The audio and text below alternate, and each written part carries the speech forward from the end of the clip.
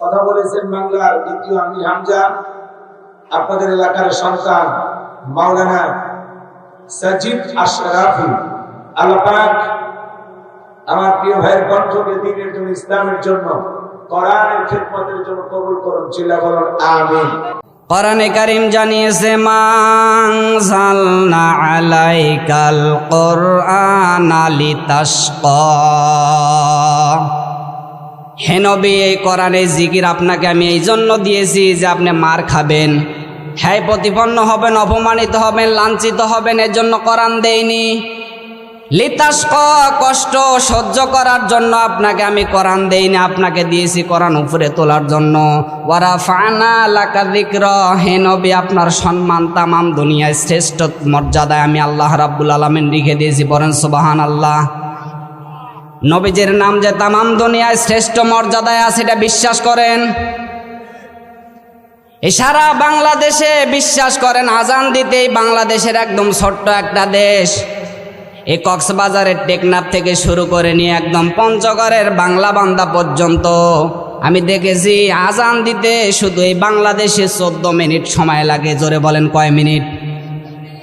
আমার যতটুকু ধারণা আমি গবেষণা করে পেয়েছি, গোটা পৃথিবীতে 256টা রাষ্ট্র আছে, সামান্য এই বাংলাদেশে যদি 14 মিনিট লাগে আজান দিতে, আর এই 256টা রাষ্ট্র আছে গোটা পৃথিবীতে, আমার মন বলে 24টা ঘন্টার একটা সেকেন্ডও নাই যেখানে আল্লাহ রসুলের নাম উচ্চারণ হয় না। কথা বলেন না কেন? এই জন্য এই নবীর সম্মান আল্লাহ দুনিয়ায় বাড়িয়েছে। আল্লাহ রাব্বুল আলামিন বলেন, কুল ইন কুনতুম তুহিব্বুনাল্লাহা ফাত্তাবিউনি ইউহিব্বুকুমুল্লাহ। আয়াতের দিকে খেয়াল করেন, আল্লাহ বলেন, হে নবী আমাকে যদি কেউ ভালোবাসে, দাবি যদি কেউ করে, দাবি আপনার আমার আছে না নেই? কথা বলেন। আল্লাহ বলেন এর দাবি যারা করলো তারা যেন আপনার এই দাবির সত্যতার প্রমাণ দেয়। এ দাবি আপনি আমি যেহেতু করি, বিশ্বাস করেন ভাই, রাজনৈতিকভাবে হয়তো বা আপনার আমার দল মত পার্থক্য থাকতে পারে, কিন্তু আল্লাহ তোমাকে মুসলমান হিসাবে ভালোবাসি, দাবি আপনার আমার আছে না নেই? বলেন। আল্লাহ বলছেন না দাবি যারা করলো তারা যেন সত্যতার প্রমাণ দেয়। ফাত্তাবিউনি ইউহিব্বুকুমুল্লাহ, হে নবী আপনাকে যেন অনুসরণের মাধ্যমে তারা প্রমাণ করে যে আমাকে আল্লাহ তারা ভালোবাসে, আমার বান্দারা। পড়েন সুবহানাল্লাহ। শুধু নবীকে ভালোবাসা দিলে কি জান্নাত পাবেন? এই কথা বলেন না কেন?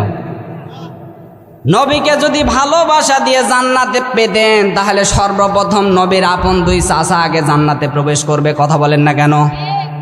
নবীর 2 চাচার নাম, একজনের নাম আবু তালিব আর একজনের নাম আবু লাহাব। এই আবু লাহাবের নামে কোরআনে আল্লাহ একটা সূরা নাজিল করেছেন। আর ওনার চাচা আবু তালিব এই লোকটা এত মহব্বত করেছিল রাসূলুল্লাহকে, এত খুশি হয়েছিলেন, সব জায়গায় রাসূলুল্লাহকে অপমানিত করলে সেখানে প্রতিবাদে বাধা দিতেন তিনি। রাসূলুল্লাহকে ভালোবাসছেন। দেখেন তো, যে নবীকে দেখলে জাহান্নামের আগুন আপনার আমার জন্য হারাম হবে, সে নবীকে একবার না অসংখ্যবার দেখছে, গালে মুখে চুমা খাইয়েছে। এরপরও আল্লাহ কোরআনের আয়াত নাজিল করে জানাচ্ছেন, হে নবী আপনার এই চাচা এই বেটা তো মুশরিক। কথা বলেন না কেন? শুধু ভালোবাসা দিলে জান্নাতে যেতে পারবেন? কখনই না। আমি এখান থেকে শিক্ষণীয় একটা বিষয় আপনাদেরকে দিচ্ছি, রাসূলুল্লাহকে ভালোবেসে জান্নাতে যেতে পারবেন না, আপনাকে রাসূলুল্লাহকে ভালোবাসা লাগবে, পাশাপাশি অনুসরণের মাধ্যমে। কথা বলেন না কেন? এই অনুসরণ কি বাংলাদেশে আছে? শুধু আবেগে বলি রাসূলুল্লাহকে ভালোবাসি। আর আপনার থেকে কম ভালোবাসেনি নবীর আপন চাচা আবু তালিব, এত মহব্বত করেছিলেন। বিশ্বনবী অসংখ্যবার আসছিলেন যে, হে চাচা শুধু একবার পড়েন লা ইলাহা ইল্লাল্লাহ, বলার দরকার নেই, শুধু আপনি বলেন আল্লাহ একজন আছে, এটাই আমি আল্লাহর সাথে ঝগড়া করে হলেও আপনাকে আমি নবী কথা দিলাম জান্নাতে নিয়ে যাব। পড়েন সুবহানাল্লাহ। কোরআনের আয়াত আল্লাহ নাজিল করলেন, হে নবী ইন্নাকা লা তাহদি মান আহবাবতা ওয়ালাকিন্নাল্লাহা ইয়াহদিহি মান ইয়াশা, হে নবী আপনি যাকে চাবেন তাকে হেদায়েত দিয়ে জান্নাতে দিবেন, এমনটা নাই আপনার হাতে। হেদায়েতের একচ্ছত্র মালিকানা বললাম কার হাতে? বলেন। আমার আল্লাহর হাতে হেদায়েতের একচ্ছত্র মালিকানা আমার আল্লাহর হাতে। আমার আল্লাহ দিয়েছে কোরআনকে, এই জন্য কোরআন যার ভিতরে থাকবে ওই লোকটা হেদায়েতের রাস্তায় টিকে থাকতে পারবে। কথা বলেন না কেন? হাদিসের মধ্যে নবীজি জানাচ্ছেন, মানিত্তাবাল হুদা বিগাইরিল কোরআন আদাল্লাহুল্লাহ, কোরআন বাদ দিয়ে যদি কেউ ভালো হওয়ার নিয়তে কোনো জায়গায় হাঁটে, আমার আল্লাহ তাকে নিজ দায়িত্বই রাস্তা থেকে ছিটকে ফেলে দেয়। কথা বলেন না কেন? আয়াতের দিকে খেয়াল করেন তো, এই হাদিসের দিকে। এই বাংলাদেশ নেই, মাহফিলে অনেক শোনার জন্য আসছেন, বিশ্বাস করেন ওদেরকে আল্লাহ হেদায়েত দিতে পারেনি। ওদেরকে আল্লাহ নিজ দায়িত্বে গোমরা বানিয়ে মাহফিলের প্যান্ডেলে মেলাতে রেখে দিয়েছে। কথা বলেন না কেন? এরা হচ্ছে শয়তানের ভাইরা ভাই। বিশ্বাস করেন কোরআনে কারিমে আল্লাহ রাব্বুল আলামিন আয়াত নাজিল করে জানাচ্ছেন, হে নবী, হেদায়েতের একচ্ছত্র মালিকানা আমি আল্লাহর হাতে, আপনার হাতে হেদায়েত দেইনি। নবীর হাতে যদি হেদায়েত থাকতো তো নবীর আপন চাচাকে হেদায়েত দিতে পারতো না? বলেন। এরপরে তিনি যখন ইন্তেকাল করলেন, সঙ্গে সঙ্গে বললেন, আমি আব্দুল মুত্তালিবের শিরকি ধর্মের উপর আমার শেষ নিঃশ্বাসটা ত্যাগ করলাম। এ কথা বলার সঙ্গে সঙ্গে নবীজি বারবার হাত উঠাচ্ছেন, একবার না, দুইবার না, অসংখ্য বার নবীজি এখানে হাত উঠালেন, আল্লাহ হাত ফেরত দিচ্ছেন। জিবরাইল আমিন এসে ডাক দিয়ে বলছেন, ইয়া রাসূলুল্লাহ, কার জন্য হাত তোলেন? এই বেটা তো মুশরিক। কোন মুশরিকের জন্য যদি আপনি দোয়া করেন, এই দোয়া তো কিয়ামত পর্যন্ত আল্লাহর দরবারে কবুল হবে না। কথা বলেন না কেন? কোরআনের আয়াত সঙ্গে সঙ্গে নাজিল করলেন, মা কানা লিন নাবি ওয়াল্লাযিনা আমানু আইয়াস্তাগফিরু লিল মুশরিকিন। জোরে বলেন আল্লাহু আকবার। আল্লাহ রাব্বুল আলামিন ডাক দিয়ে বলছেন, হে নবী, এর আপনার চাচা, এটা আমি ভালো জানি, কিন্তু আপনাকে ছোট থেকে লালন পালন করেছে, মহব্বত দিয়েছে, ভালোবাসা দিয়েছে, কিন্তু এই বেটা তো মুশরিক, আপনার আদর্শ ধারণ করতে পারে নাই।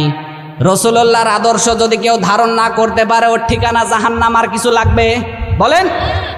আর হবে না, পূর্ণাঙ্গ জীবন ব্যবস্থা রাসূলুল্লাহকে ধরা লাগবে। কথা বলেন না কেন? লাকাদ কানা লাকুম ফি রাসূলিল্লাহি উসওয়াতুন হাসানা। অবশ্যই উত্তম মুহূর্ত, আদর্শ লুকিয়ে রেখেছি আমি রাসূলুল্লাহর জীবনে। কার জীবনে? বলেন। এই কথা বলেন না কেন? পৃথিবীর কোন মানুষকে কথা বলেছে আল্লাহ? সরাসরি বলেছে রাসূলুল্লাহর জীবনে উত্তম আদর্শ আছে। বিশ্বাস করেন ভাই, আপনি যদি উত্তম আদর্শ পেতে চান, আমার রাসূলুল্লাহর কাছে ফিরে আসা লাগবে। কথা বলেন না কেন? এই কথা যদি কেউ বিশ্বাস না করেন, কোরআনের আয়াত মিথ্যা। কথা বলেন না কেন? আমি আমার বাবার কোনো বানানো কথা বলছি না, আমি কোনো গল্প কেচ্ছা বলছি না, আপনাকে রেফারেন্স দিচ্ছি, আপনি মেলান। এখানে লাকাদ কানা লাকুম ফি রাসূলিল্লাহি উসওয়াতুন হাসানা। উসওয়াতুন হাসানা, উত্তম আদর্শ আছে রাসূলুল্লাহর জীবনে। আল্লাহ যেহেতু রাসূলুল্লাহর কথা বললেন, রাসূলুল্লাহর জীবনে উত্তম আদর্শ আছে। আপনি যদি উত্তম আদর্শ পেতে চান, রাসূলুল্লাহর জীবন ধারণ করেন, আপনার জীবন সাকসেস হবে। কথা বলেন না কেন? আর আপনি যদি রাসূলুল্লাহর জীবন না ধারণ করতে পারেন, যদি আপনার ক্রেডিট হয় আবু জেহেলের মতো, আপনার ঠিকানা জাহান্নাম। কথা বলেন না কেন? আপনার ক্রেডিট যদি হয় ফেরাউন মার্কার মতো, ফেরাউন যেমন নীল নদে ডুবে গেছিল, জিবরাইল আমিন বারবার ওর মুখে কাদা ঢেলে দিয়েছে, নীল নদে চুবিয়ে মেরেছে, কিয়ামত পর্যন্ত এই ফেরাউনকে আল্লাহ ইতিহাস বানিয়ে রাখছে। কথা বলেন না কেন? এই জালিমদেরকে শিক্ষা দেওয়ার জন্য আল্লাহ রাব্বুল আলামিন কোরআনে দৃষ্টান্তমূলক আয়াত নাজিল করেছে। সূরা ইউনূসের 90-91 নাম্বার আয়াতগুলোতে দেখবেন, ভালো করে মেলাবেন, ব্যাখ্যা এই ফেরাউনের জীবনে পুরাটাই দিয়ে দিয়েছে আল্লাহ। তাহলে আপনি আমি কি বুঝলাম এখান থেকে? শুধুমাত্র রাসূলুল্লাহকে মিলাদে জিলাপি খেয়ে, খিচুড়ি খেয়ে, আন্দাজি আতঙ্কে বলবেন রাসূলুল্লাহকে ভালোবাসি। বিশ্ব নবীজি জিহাদ করেছে, আপনাকে জিহাদ করা লাগবে। কথা বলেন না কেন? বিশ্বনবী মার খেয়েছে, আপনাকে মার খাওয়া লাগবে। বিশ্বনবীজি 1 থেকে 63 বছর জিন্দেগিতে 72 বার কাফের মুশরিকরা মারার জন্য তাকে টার্গেট নিয়েছে। আপনি কেমন মুসলমান? 72 বাদ দিলে 2 বারও তো আপনাকে আমাকে মারার টার্গেট নেয় না। কথা বলেন না কেন? তাহলে রাসূলুল্লাহকে অনুসরণ করা লাগবে পূর্ণাঙ্গ। আংশিক অনুসরণ করবেন, আপনার ঠিকানা হবে এই যে নবীর আপন চাচা আবু তালিবের মতো। কথা বলেন না কেন?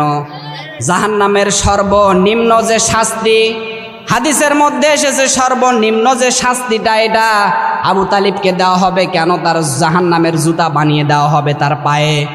ওই আগুন ওখান থেকে উঠবে, মাথার মগজ টকবগে গলে কানের ছিদ্র, নাকের ছিদ্র দিয়ে বেয়ে বেয়ে পড়বে রাসূলুল্লাহর আপন চাচা। কথা বলেন না কেন? এখন মুখমণ্ডলে রাসূলুল্লাহকে বারবার চুমা খাইয়েছে রাসূলের সাথে সংযোগ থাকার কারণে, কিন্তু রাসূলের সিরাত ধরেনি। কথা বলেন না কেন? এই আবু লাহাব নবীর আপন চাচা, এর নামে আল্লাহ কিয়ামত পর্যন্ত কোরআনে একটা সূরা নাজিল করেছে। কথা বলেন না কেন? শুধু রাসূলুল্লাহকে ভালোবাসবেন এমনটা না, আবু তালিব এই আবু লাহাব এরা এত মহব্বত করেছিল, রাসূলুল্লাহকে ভালোবেসেছিল, কিন্তু অনুসরণ করেনি। বিশ্বনবীজি একবার বাতহা নামক এক পাহাড়ের পাদদেশে লাল কাপড় উড়িয়ে সবাইকে ডাকছেন। ওই জামানার ওই সময় ছিল, যদি পাহাড়ের পাদদেশে উড়ে লাল কাপড় ছিটিয়ে দিত তাহলে মানুষ ভাবতো ওই লোকটা বিপদে আছে। রাসূলুল্লাহ যখন লাল শালু উড়িয়ে দিলেন, সবাই একত্রিত হলেন। রাসূলুল্লাহ ডাক দিয়ে বলবেন, আমি তোমাদেরকে এখন এমন একটা সংবাদ দিচ্ছি, তোমরা কি সবাই বিশ্বাস করবে? এই পাহাড়ে একদল সৈন্য আছে, এরা তোমাদেরকে আক্রমণ করবে, তোমরা কি বিশ্বাস করবে? সবাই এক বাক্যে বলল, হ্যাঁ, তুমি তো কোনোদিন মিথ্যা কথা বলনি, তোমার কথা আমরা বিশ্বাস করব। পাশেই ছিলেন নবীর আপন চাচা আবু লাহাব। নবীজি আবার ডাক দিয়ে বলেন, আমি দেখতে পাচ্ছি আল্লাহর ভয়াবহ যন্ত্রণাদায়ক শাস্তি থেকে তোমাদেরকে বাঁচানোর জন্য বলছি, তোমরা আল্লাহর দিকে ফিরে আসো। সঙ্গে সঙ্গে পাশেই ছিল নবীর আপন চাচা আবু লাহাব, সঙ্গে সঙ্গে পাথর তুলে নিয়ে ঢেল মারবে, এটাই আল্লাহ সহ্য করতে পারে নাই। কথা বলেন না কেন? সঙ্গে সঙ্গে সূরা লাহাব নাজিল করে জানাচ্ছেন, তাব্বাত ইয়াদা আবি লাহাবি ওয়া তাব, ধ্বংস হোক আবু লাহাবের দুই হাত এবং সে নিজে। কথা বলেন না কেন? বিশ্বাস করেন তো, শুধু ঢেল মেরেছিল আবু লাহাব এক হাত দিয়ে। আমার মোবাইলটা আল্লাহ দুই হাতের কথা কেন বললেন? তাফসিরে মাযহারিতে আল্লামা সানাউল্লাহ পানিপতি বলেন, ও তো ঢেল মেরেছিলেন এক হাত দিয়ে, কিন্তু ওর বাম হাতও নাড়া দিয়েছে, আল্লাহ যেন সহ্য না করতে পেরে রাসূলুল্লাহর বিরোধিতা করেছে, এজন্য আল্লাহ দৃষ্টান্তমূলক আয়াত নাজিল করলেন, ওর দুই হাতই ধ্বংস হোক এবং সে নিজে। অতি শীঘ্রই সে আবু লাহাব জাহান্নামে প্রবেশ করবে। দেখেন তো, নবীর আপন চাচা শুধুমাত্র রাসূলুল্লাহকে ঢিল মারার কারণে যদি আল্লাহ আয়াত নাজিল করেন, আমি রাসূলুল্লাহর কত আয়াত অমান্য করছি। কথা বলেন না কেন? আরে ভাই, এই নবী যেমন তেমন নবী না, এই নবী শ্রেষ্ঠ নবী। এই নবীর উম্মত হওয়ার ভাগ্যের ব্যাপার। হযরতে আদম থেকে শুরু করেন ঈসা রুহুল্লাহ পর্যন্ত প্রত্যেক নবী এই নবীর উম্মত হওয়ার জন্য পাগল ছিল। কথা বলেন না কেন? তাহলে আমি যেহেতু রাসূলের উম্মত হলে উম্মতের মতো প্রমাণ দেওয়া লাগবে। এখনকার এই যে আপনাকে বলছি, আমরা ফজরের নামাজের পরে একটা সূরা পড়ি, সূরার নাম হচ্ছে সূরা ইয়াসিন। একবার যদি কেউ তিলাওয়াত করে 10 খতম কোরআন শরীফের সওয়াব আল্লাহ আমলনামায় লিখে দেয়। পড়েন সুবহানাল্লাহ। এই কথাটা বলা যত সহজ, আসলে বাস্তবে প্র্যাকটিক্যাল লাইফে আমার জীবনে মিলিয়ে দেখেছি এটা অনেক কঠিন। কথা বলেন না কেন? ইয়াসিন মানে কি এটাই আমরা বুঝি না। ইয়া মানে হ্যাঁ, সিন শব্দের 5টা অর্থ আমি তাফসিরে কাবিরে পেয়েছি। সিন মানে সাইয়্যিদুল আলামিন, সিন মানে সাইয়্যিদুল বাশার, সিন মানে সাইয়্যিদুল কাউনাইন, সিন মানে সাইয়্যিদুল মুরসালিন, সিন মানে সাইয়্যিদুল আম্বিয়া। তামাম দুনিয়ায় আপনি বসবাস করছেন, মনে করছেন এই জায়গায় তো রাসূলুল্লাহ নেই, এখানে রাসূলুল্লাহর জীবন আমরা মানি না। এই জন্য আল্লাহ সাইয়্যিদুল আলামিন দিয়ে বহু বচন দিলেন।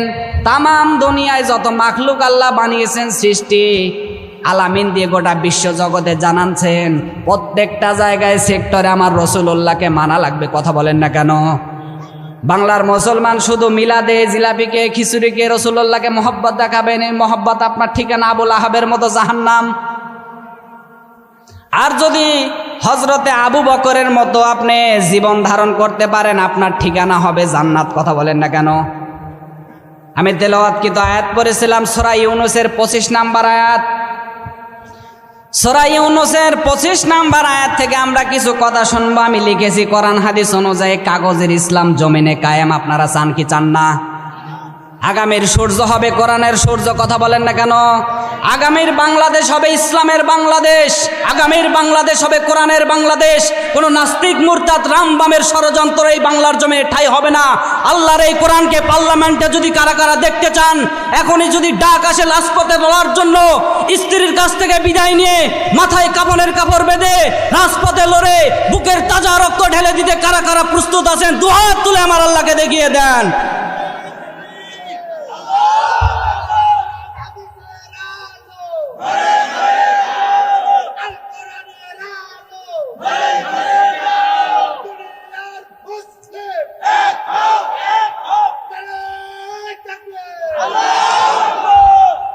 এই জন্য আমি আয়াতটা লিখছিলাম এই বর্তমান প্রেক্ষাপটে সূরা ইউনূসের 25 নাম্বার আয়াত। এখানে আল্লাহ রাব্বুল আলামিন ব্যাখ্যা দিয়ে জানাচ্ছেন পৃথিবীর মানুষকে যে দুনিয়াতে কাগজের ইসলাম জমিনে কায়েম করা লাগবে। কথা বলেন না কেন? এই যে আমার হাতে যে কাগজটা আছে এখানে যদি লেখা থাকে কাগজের ইসলাম জমিনে কায়েম, এটা হবে? বলেন। আমি যদি এখানে লিখি সরে গয়স্য দন্তন্য, এটা কি আগুন ধরবে? যতক্ষণ না পর্যন্ত প্র্যাকটিক্যালে এখানে আগুন ধরিয়ে দেব ততক্ষণ পর্যন্ত এটাতে আগুন ধরবে না। এই জন্য কাগজের ইসলাম জমিনে কোরআনে লেখা আছে কিন্তু কোনোদিন কায়েম করার চেষ্টা করি না। কথা বলেন না কেন? কাগজের ইসলাম জমিনে কায়েম, এখানে আমি প্রায় 15টা বিষয় লিখেছি, একটা একটা করে বলতে গেলে প্রায় আমারই 3 ঘন্টা সময় লাগবে। কথা বলেন না কেন? আমি সংক্ষেপে কিছু টিপস দিচ্ছি আপনাদেরকে, খেয়াল করেন আয়াতের দিকে। সূরা ইউনূস। ইউনূস এই পৃথিবীতে একজন নবীর নাম, কার নাম বলেন? সূরা ইউনূসের ভেতরে কিন্তু ইউনূস নবীর জীবনের অলৌকিক ঘটনা খুব কম, শুধু ইঙ্গিত আছে, কিন্তু বেশি বিস্তারিত বর্ণনা তাফসীর আকারে যেটা দেওয়া আছে সেটা মুসা নবীর জীবন। এখন বলেন তো মুসা নবীর জীবন কেন? হযরতে মুসা আলাইহিস সালামের চিরন্তন শত্রু যে লোকটা ছিল তার নাম কি? আরো আওয়াজ করে বলেন, তার নাম কি? যুগের ব্যবধানে, কালের আবর্তনে, স্থান কাল পাত্র ভেদে কথা বলা লাগে। এখন যেহেতু চলছে ওই রকম, এই জন্য আমি আয়াতটাকে পড়লাম। হাত্তা ইযা আদরাকাহুল গরাকু ক্বালা আমানতু আন্নাহু লা ইলাহা ইল্লাল্লাযী আমানাত বিহি বানু ইসরাঈল ওয়া আনা মিনাল মুসলিমিন। জোরে বলেন আল্লাহু আকবার। সূরা ইউনূসের 90-91 নাম্বার আয়াতে আল্লাহ বলেন, ফেরাউন যখন ডুবে যাচ্ছিল তখন বলছিল আমি ঈমান আনলাম, বনি ইসরাইলরা যার উপরে ঈমান এনেছে তার উপরে আমি তো মুসলমান। আয়াতের ব্যাখ্যায় মুফাসসির কিরাম লিখেছেন, ও যখন বলছে আমি ঈমান আনলাম, বনি ইসরাইলরা যার উপরে ঈমান এনেছে, কিন্তু সরাসরি আল্লাহর নাম নেয়নি। এখানে মুফাসসির কিরাম লিখেছেন, ও যখন বলেছে আন্নাহু লা ইলাহা ইল্লাল্লাহ বলতে যাবে, ওই মুহূর্তে ফেরেশতা জিবরাইল ওর মুখের উপর কাদা দিয়েছে। কাদা দেওয়ার পরে শুধু শেষ না, আল্লাহ আবার ডাকছেন আল আন, এখন ওয়াকাদ আসাইতা ক্বাবলু ওয়া কুনতা মিনাল মুফসিদিন, এর আগে তুই ছিলি স্বৈরাচার, জুলুমবাজ, অত্যাচার, তোর কারণে হাজার হাজার বান্দা বান্দি আমার ঘরে ঘুমাতে পারে নাই। কথা বলেন না কেন? এই বাংলাদেশে কিছু স্বৈরাচার ছিল, এর জন্য হাজার হাজার বান্দা বান্দি ঘরে ঘুমাতে পারে নাই। কথা বলেন না কেন? এই ফেরাউনের মতো যদি এখনো কারো কালচার থাকে এই মুহূর্তে পরিবর্তন করেন, না হলে মরার সময় আপনি তওবা করলে তওবা আল্লাহর দরবারে কবুল হবে না। কথা বলেন না কেন? তওবা করার সময় এখনই, এই মুহূর্তে তওবা করবেন। আমি বললাম তওবা করার সময় যে এখনই, এটা কোথায় পেলেন? এটা পাবেন সূরা জুমারের 54 নাম্বার আয়াতে। আল্লাহ বলছেন ওয়া আনিবু ইলা রাব্বিকুম, তোর রবের দিকে ফিরে আসা লাগবে। তওবা যদি কেউ করতে চান, খাঁটি তওবা করতে হলে 2টা বিষয় লক্ষ্য করা লাগবে। 1 নম্বরে ওয়া আনিবু ইলা রাব্বিকুম, তোর রবের দিকে ফিরে আসা লাগবে। আর আল্লাহর বিধান জানার পরে তোর আত্মসমর্পণ করা লাগবে।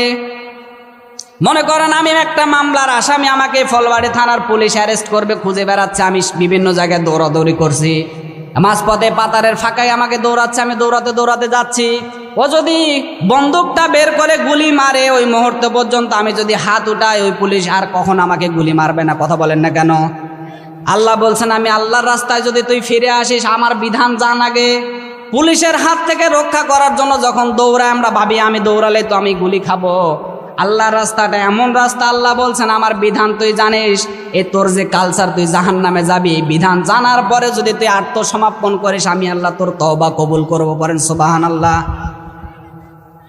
আল্লাহ এতটুকুই শেষ করেন নাই, কিয়ামত পর্যন্ত এই ফেরাউনকে দৃষ্টান্ত বানিয়ে রাখছে। কেন জানেন? ফেরাউনকে শুটকি বানিয়ে রেখেছে এই কারণে। আল্লাহ বলছেন কিয়ামত পর্যন্ত ফেরাউনকে মানুষ দেখবে আর শিক্ষা নেবে। কথা বলেন না কেন? আল্লাহ আবার বলছেন, আল্লাহ তো আলিমুম বিজাতিস সুদূর, ইন্না ওয়া ইন্না কাসীরাম মিনান নাসি আন আয়াতিনা লাগাফিলুন। কিন্তু আল্লাহ বলছেন আমি আল্লাহ দেখতে পাই, তোকে দেখার পরে অনেকে শিক্ষা নেয় না, আরো গাফিল হয়ে থাকে। কথা বলেন না কেন? তাহলে স্বৈরাচার যারা, তাদের জীবনে এই আয়াতে একটা শিক্ষা আছে না নেই? কথা বলেন। অনেকে হয়তো মনে করছেন শেষ বয়সে একবার হজ করে এসে আল্লাহর ওলি হয়ে যাব, এই সুযোগ কিন্তু আপনাকে আল্লাহ দেবে না। কথা বলেন না কেন? সম্মানিত মা বোন যারা এসেছেন, এদের জন্য কিছু ওয়াজ করা দরকার। কথা বলেন না কেন? মা বোন যারা এসেছেন আমার কানগুলো খরগোশের কানের খাড়ার মতো করে শোনেন। আপনি যদি জান্নাতে প্রবেশ করেন আপনার ক্রেডিট হওয়া লাগবে হযরতে ফাতেমাতুজ জোহরা রাদিয়াল্লাহু তাআলা আনহার মতো, কথা বলেন না কেন? আর যদি আপনি জাহান্নামে যেতে চান আপনার ক্যারেক্টার হবে পরিমণি, কথা বলেন না কেন? এই ঠিকানা যারা যাবেন আপনার ঠিকানা হবে জাহান্নাম। বিশ্বাস করেন, আমি ফাতেমার জীবনী পড়ে দেখেছি আল্লাহ তাআলা ওনাকে জান্নাতের নেত্রী বানিয়েছে দুইটা কারণে। কয়টা কারণে বলেন? এক নম্বরে তিনি স্বামীর সম্মান রক্ষা করেছিলেন বেশি, দুই নম্বরে তিনি পর্দাকে গুরুত্ব দিয়েছিলেন বেশি, কথা বলেন না কেন? নবীজি একদিন দুপুরবেলা বাসায় আসলেন, ডাক দিয়ে বললেন আম্মা জানা ফাতেমাকে ডাক দিয়ে বললেন আম্মা জান একটু দরজাটা খোলো, তোমার সাথে আমি একটু দেখা করে যাই। ফাতেমা রাদিয়াল্লাহু তাআলা আনহা ডাক দিয়ে বললেন নবী, হে বাবা, আজকে আমি এমন একটা পোশাক পরিধান করে আছি, আজকে আপনার সামনে আমি যেতে পারবো না, আপনি আগামীকালকে আসেন। নবীজি বললেন কি হয়েছে তাও আসো। ফাতেমা ডাক দিয়ে বললেন যে হে বাবা দেখেন আমার যে শরীরের পোশাক, এই পোশাক দেখলে আপনার জামাই আলীর প্রতি আপনার মন খারাপ হয়ে যেতে পারে যে আমার মেয়েটা কি কষ্টে আছে গো, কথা বলেন না কেন? আরে ডিজিটাল বাংলাদেশে এখন মা বোনেরা চাই 3 পিস যদি একটা থাকে আরো 5টা লাগবে, কথা বলেন না কেন? স্বামীর সম্মান কিভাবে নষ্ট করা যায়, কোনো জিনিস যদি এনে দেন ডাক দিয়ে বলবে তোমার চোখ না এটা চুলা, কথা বলেন না কেন? মা বোন যারা এসছেন আপনাদেরকে হাতে পায়ে ধরে বলছি আপনার স্বামী যদি 1 টাকারও একটা জিনিস দেয় আপনি কবুল করবেন, কথা বলেন না কেন? আরে সে সময় টাকা ছিল না, অর্থ ছিল না হযরতে ফাতেমাতুজ জোহরা রাদিয়াল্লাহু তাআলা আনহা এবং আলীর সংসারে, হযরতে আলীর সংসারে, কিন্তু এখানে টাকা ছিল না কিন্তু সুখ ভরা শান্তি দিয়েছিল আমার রব, কথা বলেন না কেন? হয়তো আপনার স্বামীর আজকে ইনকাম কম, একটা 3 পিস কিনে দিয়েছে আপনি ওইটাতে সন্তুষ্ট রাখেন, কিন্তু এখনকার মা বোনেরা তা করে না, কথা বলেন না কেন? সম্মানিত মা বোন যারা এসেছেন স্বামীর খেজমত করবেন, রমজানে রোজা রাখবেন, পর্দাকে গুরুত্ব দিবেন, আপনি নামাজ পড়বেন, রোজা রাখবেন, পর্দাকে গুরুত্ব দিবেন, স্বামীর খেজমত করবেন, আপনার জান্নাতের মালিক হয়ে যাবেন। পড়েন সুবহানাল্লাহ। স্বামীর সম্মান রক্ষার ক্ষেত্রে বিবি রহিমার জীবনে আমি পড়েছি, হযরতে আইয়ুব আলাইহিস সালামের জীবনে আমি পড়েছি। এত কষ্টে ছিল হযরতে আইয়ুব নবী, দীর্ঘ 18টা বছর ধরে হযরতে আইয়ুব নবী কুষ্ঠরোগে ভুগছিলেন, কথা বলেন না কেন? এত ধন সম্পদ ছিল, কোনো ধন সম্পদ আইয়ুব আলাইহিস সালামের কাজে আসেনি। সর্বশেষ একটাই মহিলা বিবি রহিমা, কিয়ামত পর্যন্ত প্রত্যেকটা নারীর জন্য আল্লাহকে নিদর্শন রেখে দিয়েছে। এই বিবি রহিমার জীবনী পড়ে দেখবেন এত স্বামীর এত হাতের মাংস খসে খসে পড়ে যাচ্ছে, জিহ্বা পর্যন্ত লড়াতে পারছে না, এরপরও স্বামীর তিনি খেজমত করা বাদ দেননি। আর ডিজিটাল বাংলাদেশে স্বামী যদি একটু বড় অসুখ হয় ও আগে বলে আমাকে ডিভোর্স কিভাবে নেওয়া লাগবে চিন্তা করে। বিশ্বাস করেন আপনার ঠিকানা জাহান্নাম। আর এই যে হযরতে ফাতেমাতুজ জোহরা রাদিয়াল্লাহু তাআলা আনহা বিবি রহিমার জীবনের মতো আপনি জীবন গড়ন করেন, এত কষ্টে থাকার পরও তারা শুকরিয়া করে, স্বামীকে তারা কখনো কষ্ট দেয়নি, স্বামীর উপর মন খারাপ করেনি, কথা বলেন না কেন? আপনি জান্নাতে প্রবেশ করবেন আপনি যদি স্বামীর সম্মান রক্ষা করেন, পর্দাকে গুরুত্ব দেন, রোজা রাখেন, নামাজ পড়েন। যে কথা বলছিলাম সূরা ইউনূসের 25 নাম্বার আয়াত, এদিকে খেয়াল আছে কিনা একটু খেয়াল করেন। সূরা ইউনূসের 25 নাম্বার আয়াতের দিকে খেয়াল করেন। ওয়াল্লাহু ইয়াদউ ইলা দারিস সালাম, আমি আল্লাহ তোমাদেরকে ডাকছি ইলা দারিস সালাম। ইলা মানে দিকে, দার মানে তার, সালাম মানে শান্তি, কথা বলেন না কেন? সালাম কার নাম বলেন তো? এই সালাম আমার আল্লাহর নামে। আল্লাহর একটা ঘর আছে, ওই ঘরের নাম কি? সবাই জোরে বলেন, ঘরের নাম কি বলেন? কেউ জানেন না? আল্লাহর ঘরের নাম হচ্ছে মসজিদ, কথা বলেন না কেন? আল্লাহ বলছেন আল্লাহু ইয়াদউ ইলা দারিস সালাম, আমি আল্লাহ তোমাদেরকে ডাকতি, ইলা মানে দিকে, দার মানে তার, ঘর। আমি আল্লাহর ঘরের দিকে আহ্বান করছি, সালামের দিকে, সালামের ঘরের দিকে, আল্লাহর ঘরের দিকে আহ্বান করছে। পৃথিবীতে একটা জিনিস খেয়াল করেন, একটা ঘর তৈরি করতে গেলে আল্লাহর ঘর যে আল্লাহ আহ্বান করছে আপনাকে আমাকে, তা আল্লাহর ঘরে ঢুকতে হবে কি হবে না বলেন? ঢোকা লাগবে কি লাগবে না ভাই বলেন? আল্লাহর এই ঘরে প্রবেশ করতে গেলে আপনার 15টা বিষয় আপনার ভেতরে থাকা লাগবে, তাহলে আল্লাহর ঘরে আপনি ঢুকতে পারবেন, কথা বলেন না কেন? আমি যতগুলো লিখেছি একটা একটা করে বলতে গেলে সময় লাগবে অনেক, আমি সংক্ষেপে বলছি। আল্লাহর এই ঘরে আজকে যা সময় লাগে লাগুক, আমরা সবাই প্রবেশ করে তারপরে সারবো আলোচনা। প্রথম নাম্বারে আল্লাহু ইয়াদউ ইলা দারিস সালাম, আমি আল্লাহ তোমাদেরকে ডাকছি আমার ঘরের দিকে আহ্বান করতে। আসলে পৃথিবীতে একটা ঘর তৈরি করতে গেলে প্রথমে কয়টা খুঁটি লাগে বলেন? সবাই বলেন কয়টা খুঁটি লাগে? আমি কোরআন এবং হাদিস থেকে ইসলাম নামের যে আল্লাহর ঘর, যে ঘরের খুঁটি বানিয়েছি 4টা। কয়টা? প্র্যাকটিক্যালে আসেন, একটা ঘর তৈরি করতে গেলে প্রায় 4টা খুঁটি লাগে। প্রথম নাম্বার খুঁটির নাম হচ্ছে ঈমান। কথা বলেন না কেন? আল্লাহর এই ঘরে ঢুকবেন আপনি, ঘর তৈরি করতে গেলে ঘর তো আপনাকেই তৈরি করা লাগবে। আপনি এই ঘরে খুঁটি বানিয়ে এরপরে জানালা দরজা দিয়ে আপনি এই ঘরে চাল দিয়ে আপনাকে টিকে ওই ঘরে থাকতে লাগবে, এরপরে আপনি জান্নাত পাবেন। কথা বলেন না কেন? আল্লাহর এই ঘরে প্রবেশ করবেন, প্রথম নাম্বার খুঁটির নাম বললাম কি? ঈমান। সবাই বলেন কি? 2 নাম্বার খুঁটির নাম হচ্ছে সৎকর্ম। 3 নাম্বার খুঁটির নাম হচ্ছে পরিবার নীতি। 4 নাম্বার খুঁটির নাম হচ্ছে সমাজনীতি। কয়টা গেল? 4টা। এরপরে শুধু খুঁটি হলেই চলবে? বলেন, একটা ঘর তৈরি করতে গেলে খুঁটি হলে হবে না, উপরে চাল বা ছাদ দেওয়া লাগবে। কথা বলেন না কেন? একটা ঘর তৈরি করতে গেলে যে চাল বা খুঁটি লাগে, এই ইসলাম নামে যে আল্লাহর ঘর আছে, এই ঘরের চাল আমি বানিয়েছি 4টা। কয়টা? প্রথম নাম্বার চাল হচ্ছে রাজনীতির একটা চাল দেওয়া লাগবে। কথা বলেন না কেন? এই কোলে দেওয়া লাগবে অর্থনীতির চাল, এইদিকে দেওয়া লাগবে সংস্কৃতির চাল। একটা রাজনীতির চাল, একটা অর্থনীতির চাল, এরপরে সংস্কৃতির চাল, তারপরে যুদ্ধনীতির চাল। 4টা চাল হলে শুধু হবে না, এবং পোকামাকড় থেকে আক্রমণ করার জন্য, রোদ বৃষ্টি থেকে রক্ষা পাওয়ার জন্য আপনাকে বেড়া দেওয়া লাগবে। কথা বলেন না কেন? ইসলাম নামক যে ঘরে আপনি প্রবেশ করবেন, এই ঘরের প্রথম নাম্বার বেড়ার নাম হচ্ছে নামাজ। কি? সবাই জোরে বলেন। প্রথম নাম্বার বেড়ার নাম নামাজ। 2 নাম্বার বেড়ার নাম হচ্ছে যাকাত। 3 নাম্বার বেড়ার নাম হজ। 4 নাম্বার বেড়ার নাম রোজা। শুধু আপনার এই ছাদ বা চাল বা খুঁটি হলে হবে, বেড়া হলে হবে? জানালা বা দরজা কি লাগবে কি লাগবে না? কথা বলেন না কেন? আল্লাহর এই ঘরে প্রবেশ করতে গেলে যে প্রথম নাম্বারে ইসলাম নামক যে দরজা আমি বানিয়েছি, সেই দরজার নাম হচ্ছে কালিমা লা ইলাহা ইল্লাল্লাহু মুহাম্মাদুর রাসূলুল্লাহ। তাহলে এটা গেল দরজা। এরপরে আমি জানালা বানিয়েছি। একটা ঘর তৈরি করতে গেলে অন্তত 2টা জানালা লাগবে। কথা বলেন না কেন? ইসলাম নামক যে ঘরের দিকে আল্লাহ আহ্বান করছেন, এই ঘরের প্রথম নাম্বার জানালার নাম হচ্ছে মুআমালাত আর মুআশারাত। কথা বলেন না কেন? এখন একটা একটা করে যদি বলি তা অনেক সময় লাগবে। আমরা আসেন এই ঘরে আজকে প্রবেশ করে তারপরে ইনশাল্লাহ আমরা যাব। তাহলে 1 নাম্বারে আমরা বললাম কি? ঈমান। ঈমান কাকে বলে, কত প্রকার, কি কি একটু মেলান তো। ঈমান কাকে বলে, কত প্রকার, কি কি? ওই যে ছোটবেলায় কায়দায় পড়েছিলাম, আমানতু বিল্লাহি কামা হুয়া বিআসমাহি ওয়া সিফাতিহি ওয়া ক্বাবিলতু জামিয়া। ছোটবেলায় যখন এটা পড়তাম এটা বুঝি না, এই মাদ্রাসায় যে এখন আরো বুঝছি ঈমানের সংজ্ঞাগুলো পড়তে গিয়ে। আপনি যদি ঈমান আনেন, এই শব্দটা কেউ যদি মুখ দিয়ে উচ্চারণ করেন, আমি আল্লাহর প্রতি ঈমান আনলাম, আপনাকে 4টা বিষয় আগে মানা লাগবে। কয়টা বিষয় বলেন? একটা পয়েন্টে অনেক কথা আছে। ঈমানের ভিতরে আমরা আছি। এখন দেখেন, আমানতু বিল্লাহি, আমি ঈমান আনলাম, বিআসমাহিয়া কামা হুয়া, এমন আল্লাহর প্রতি ঈমান এনেছি যার অস্তিত্ব আছে। কথা বলেন না কেন? এমন আল্লাহর প্রতি ঈমান আনি নাই যার অস্তিত্ব নেই। কথা বলেন না কেন?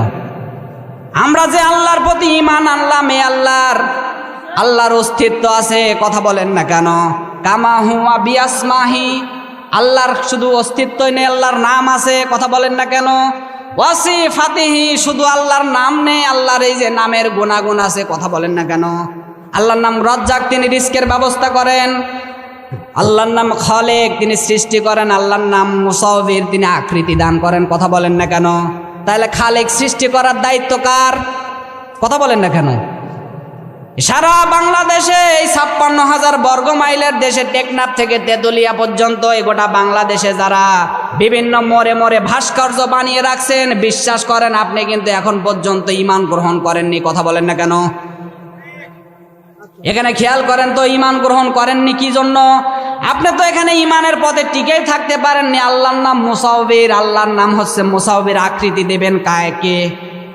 আকৃতি দেবে আমার রব। এই যে আমার চেহারা, আমার মার বাবা বিছানায় ছিল এই পর্যন্ত শেষ, 1 ফোঁটা নাপাক পানি থেকে শুরু করে নিয়ে আমার এত দূর পর্যন্ত আমার রব আমাকে বানিয়েছে। কথা বলেন না কেন? আর এই যে বিভিন্ন মোড়ে মোড়ে যারা ভাস্কর্য রেখে দিয়েছেন, কিয়ামতের ওই কঠিন ময়দানে আল্লাহ রাব্বুল আলামিন ডাক দিয়ে বলবেন, এই আকৃতি দেওয়ার দায়িত্ব তো আমি আল্লাহর, এই দায়িত্ব তুই কি জন্য কাঁধে নিয়েছিস? এটা যেহেতু আমার দায়িত্ব, তুই দুনিয়ায় কাঁধে নিয়েছিস, এখন আকৃতি দেওয়ার দায়িত্ব তোর, তুই দে। যদি না পারিস জাহান্নাম ওর ঠিকানা। কথা বলেন না কেন? এজন্য আকৃতি দেওয়ার দায়িত্ব আমার রবের। এরপরে আসেন আল্লাহর প্রতি যে আমরা ঈমান আনলাম, আল্লাহর শুধু নাম না, আল্লাহর গুণাগুণ আছে। আল্লাহর নাম খলেক, তিনি সৃষ্টি করেন, তিনি রিজকের ব্যবস্থা করেন। পৃথিবীতে এমন কোনো বিচারংশরী প্রাণী নাই যার রিজিকের ব্যবস্থা আমার আল্লাহ করেনি। কথা বলেন না কেন? হযরতে আদম থেকে শুরু করেন ঈসা রুহুল্লাহ পর্যন্ত প্রত্যেকটা ব্যক্তির রিজকের ব্যবস্থা করেছে আমার রব যে আছে। চারটা বিষয় আপনাকে মানা লাগবে। এক নম্বরে বললাম যে আল্লাহর নাম আছে, অস্তিত্ব আছে, আল্লাহর গুণাগুণ আছে। আল্লাহর শুধু গুণাগুণ নেই, আল্লাহর আইন তৈরি করার ক্ষমতা আমার আল্লাহর আছে। কথা বলেন না কেন? এই যে গতকালকে গেল যে ভূমিকম্প, গোটা বাংলাদেশ নড়িয়ে চড়িয়ে দিয়েছে, পৃথিবীর কোনো মানুষের হাতে এটা ছিল? বলেন। আইন তৈরি করার ক্ষমতা আমার আল্লাহর আছে। এই চারটা বিষয় আপনাকে আগে মানা লাগবে যে আমার আল্লাহর শুধু নাম নেই, আমার আল্লাহর অস্তিত্ব আছে, নাম আছে, আল্লাহর নামের গুণাগুণ আছে, আল্লাহর আইন তৈরি করার মতো আমার আল্লাহ ক্ষমতা রাখে। কথা বলেন না কেন? এক নম্বরে বললাম আপনার ঈমান, এই ঈমান আগে ঠিক করা লাগবে। দুই নম্বরে হচ্ছে সৎকর্ম। সৎকর্ম এখন কাকে বলে দেখেন তো? সৎকর্ম, সৎ কাজে, অসৎ কাজে বাধা দেবেন, অসৎ কাজে বাধা দেবেন, সৎ কাজকে সাপোর্ট দেবেন। আপনি যদি এটা করতে পারেন, সৎ ভালো মন্দ কোনটা আপনি বুঝতে পারবেন। কথা বলেন না কেন? কোনটা ভালো কোনটা মন্দ আপনি বুঝতে পারবেন। যদি না পারেন আপনার ঠিকানা হবে জাহান্নাম। কথা বলেন না কেন? এখন ভালো মন্দর জ্ঞান তো আপনার আমার নেই।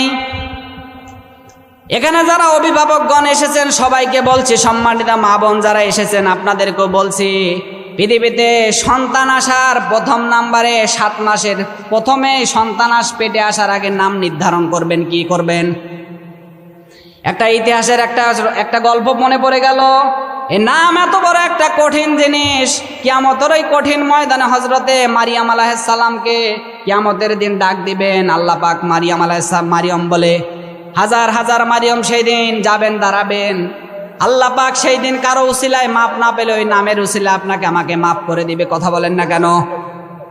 এই জন্য যাদের সন্তানাদি এখনো হয়নি বা হবে, পেটে আছে, পেটে থাকতে গেলে আপনি অন্তত সন্তানের একটা ভালো গুণবাচক নাম রাখবেন, যে নামের অর্থগুলো হবে ইসলামিক। কথা বলেন না কেন? এক এলাকায় এক লোকের নাম ছিল ফ্যানসাটা। কি সাটা বলেন? ওই লোকটা তো গরিব ছিল। তাহলে যে কথা বলছিলাম, এক লোকের নাম ছিল ফ্যানসাটা। ও লোকটা অনেক গরিব ছিল, টাকা পয়সা ছিল না। আর গরিব মানুষের নাম ধরি তো মানুষ ডাকে না। কথা বলেন না কেন? হঠাৎ করে টাকা পয়সা হয়ে গিয়েছে, ও ডাক দিয়ে বলছে এই চাটা, এই শব্দ তো আমাকে আর ভালো লাগে না। ডাক দিয়েছে এলাকার চেয়ারম্যানকে, চেয়ারম্যান সাহেব আমি আমার এই চাটা তো আমাকে আর ভালো লাগে না, এটা কিভাবে আমার পিছন থেকে মুছে ফেলা যায় এই চিন্তা করি। চেয়ারম্যান সাহেব বলছে দেখো এই চাটা মুছবে না, তুমি এক কাজ করো, গরু জবাই করো। গরু জবাই করে সবাইকে খাইয়ে দিছে, গ্রামবাসীকে। খাওয়ার পরে সবাই জিজ্ঞাসা করছে, চেয়ারম্যান সাহেব বলছে দেখো আজকের এই নামের পরিবর্তনে খাওয়ার আয়োজন করেছে এই ছেলে। চেয়ারম্যান সাহেব মাইক হাতে নিয়ে বলছেন এই লোকটা গরিব ছিল, ওর নাম ছিল আগে ফ্যানসাটা। গরিব মানুষের নাম ধরেই তো মানুষ ডাকে না। আজকে থেকে ওনার নাম আর ফ্যানসাটা না, আজকে থেকে ওনার নাম হচ্ছে মধুসাটা। কথা বলেন না কেন? একটু পরে উনি মাইক হাতে নিয়ে বলছেন চেয়ারম্যান সাহেব আমার টাকা গেল, আমার গরু গেল, সব গেল, কিন্তু আমার পেছন থেকে চাটা শব্দ গেল না। বিশ্বাস করেন ভাই, নাম যদি একবার